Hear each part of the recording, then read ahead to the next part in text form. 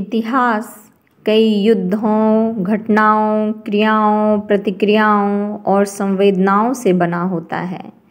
वैसे ही जब कोई खास व्यक्तित्व संवेदनाओं के घटना से बनता हो, तब उनके व्यक्तित्व से इतिहास प्रतिबिंबित होने लगता है। वह व्यक्ति किसी इतिहास का साक्षी नहीं होता, बल्कि उनका अपना जीवन ही इतिहास हो जाता है। आज हम उसी शख्सियत के बारे में बात कर रहे हैं जो न केवल साध्य के इतिहास की रचयिता हैं, बल्कि उनका जीवन साधना ही इतिहास है, जो दुनियाई जीवन को प्रकाशमय, सुरमय, लयमय, संगीतमय बना जाता है। आज हम बात कर रहे हैं लता मंगेशकर की, जिसे दुनिया लता दीदी के नाम से जानती है। लता दीदी ने दुनिया को एक सुर युग दिया। आज हम उसके सुर सफ़र के साथ साथ उनके व्यक्तित्व के बारे में भी बात करेंगे। हम उनके जीवन के उन पहलुओं को देखने की कोशिश करेंगे जो प्रत्येक जीवन को साधना से समाधि की ओर ले जा सकता है।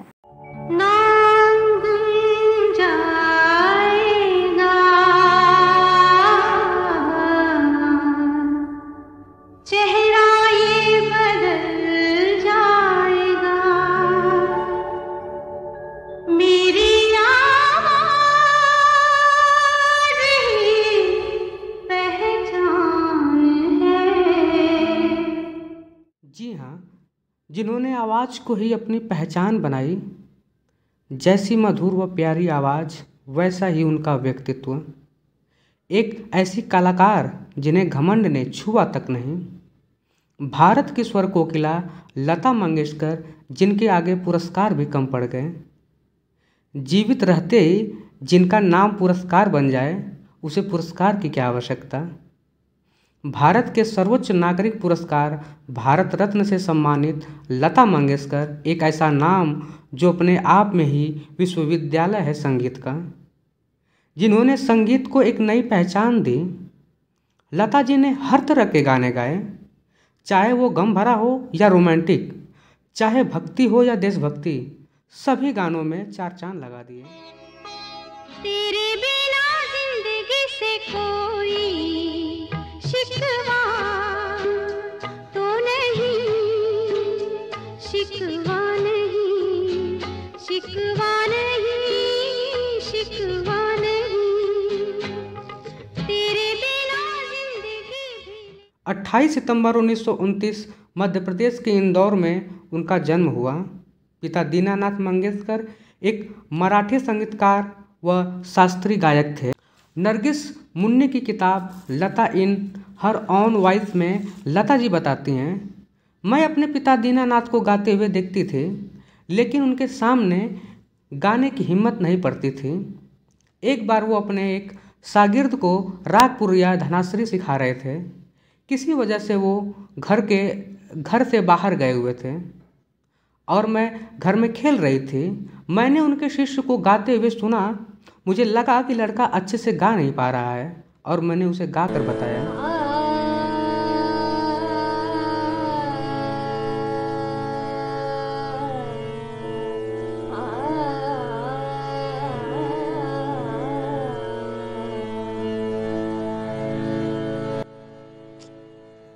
जब मेरे पिता वापस आए तो उन्होंने मुझे गाते हुए सुना। उन्होंने मेरी माँ से कहा, मुझे तो पता ही नहीं था कि एक अच्छी गायिका हमारे घर में ही है। उसके अगले दिन से ही संगीत का सफ़र शुरू हो गया। उस वक्त मैं 5 वर्ष की थी। लग जा गले के फिर हंसी रात हो ना हो, शायद फिर से जन्म में मुलाकात हो ना हो। लग जा गले के फिर हंसी।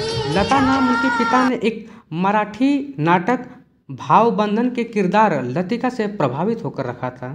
इससे पहले उनका नाम हेमा था। 16 दिसंबर 1941 को लता जी पहली बार स्टूडियो में माइक के सामने आई थी।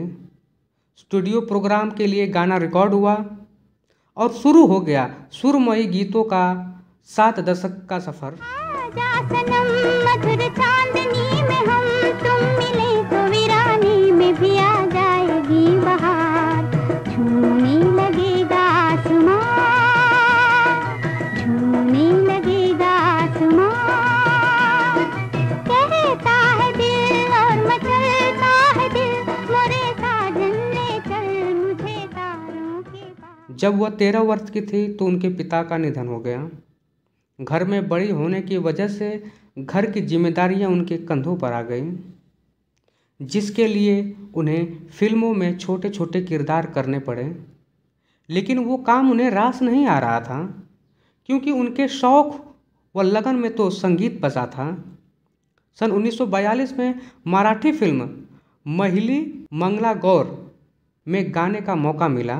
18 वर्ष की उम्र में जब गुलाम हैदर ने उनकी मुलाकात फिल्म निर्माता शशधर मुखर्जी से करवाया, जब लता जी की आवाज़ वो सुने तो यह कहकर मना कर दिया कि आवाज़ बहुत पतली है, नहीं चलेगी।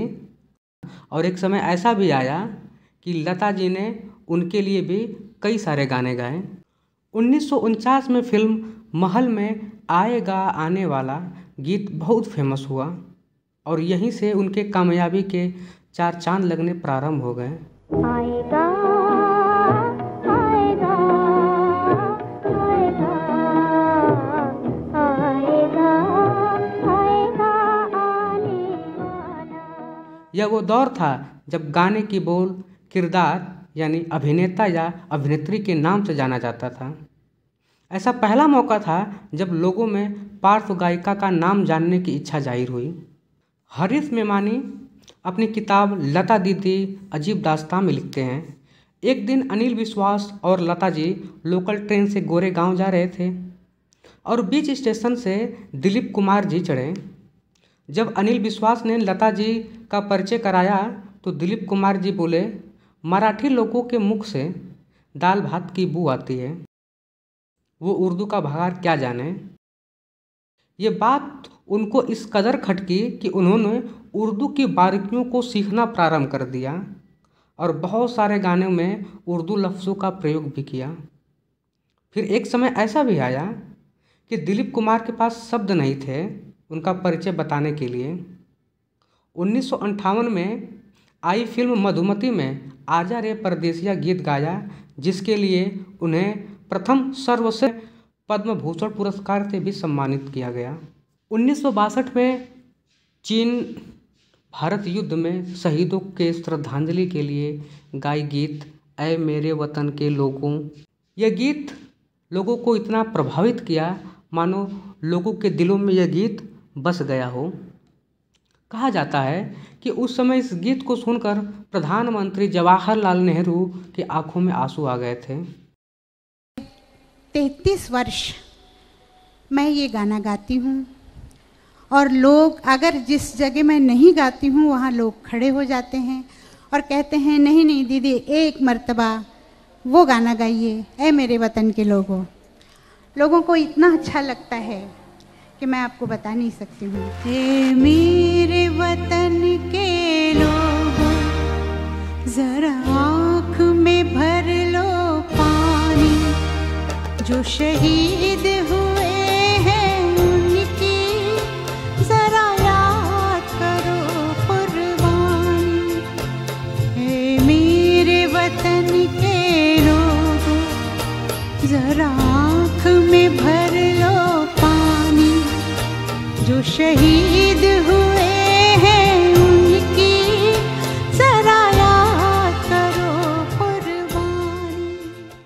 1974 में ही Guinness book of the world record में सबसे ज़्यादा गाना गाने का रिकॉर्ड बनाया।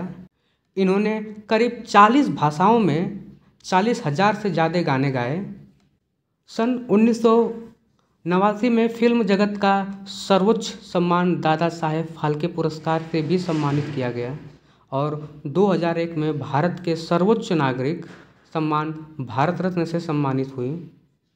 इतनी उपलब्धियों के बाद भी कभी उन्हें इस बात का अहंकार नहीं हुआ कि मैं सर्वश्रेष्ठ गायिका हूँ।